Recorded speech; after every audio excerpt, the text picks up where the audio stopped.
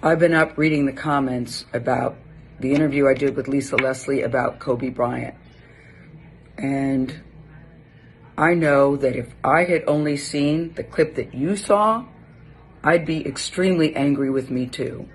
I am mortified, I'm embarrassed, and I am very angry.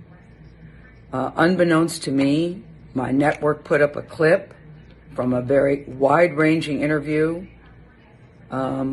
totally taken out of context, and when you see it that way, it's very jarring. It's jarring to me.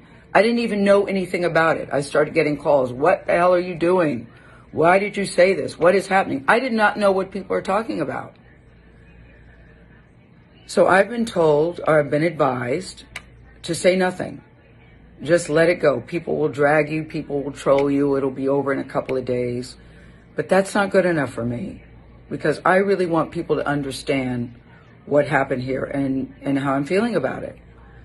I reached out to Lisa because I know that she's a longtime friend of Kobe's, to talk about his legacy and their friendship.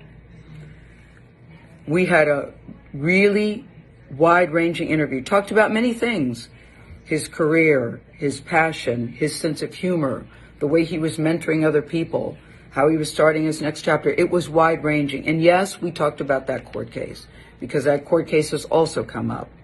And I wanted to get Lisa's take on it as a friend who knew him well, what she thought, where that should stand. And I thought it was very powerful when she looked me in the eye as a member of the media to say it's time for the media to leave it alone and to back off.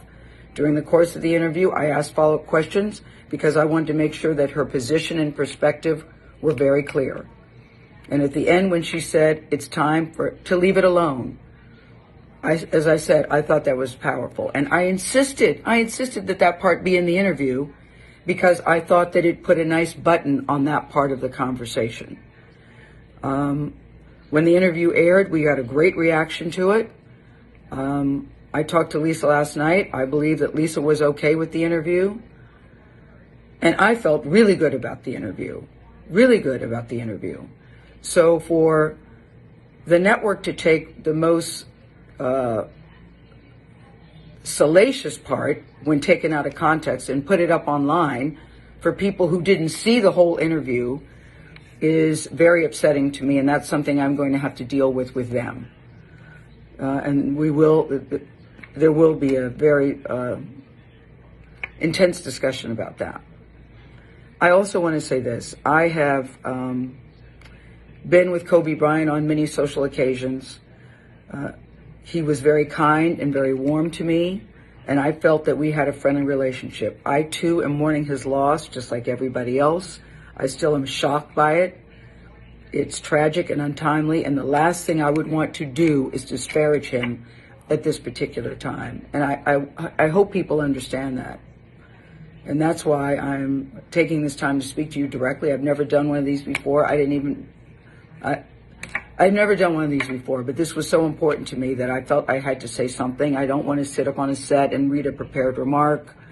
I wanted you to hear exactly where I'm coming from and how I'm feeling, and to let everybody know that no disrespect intended.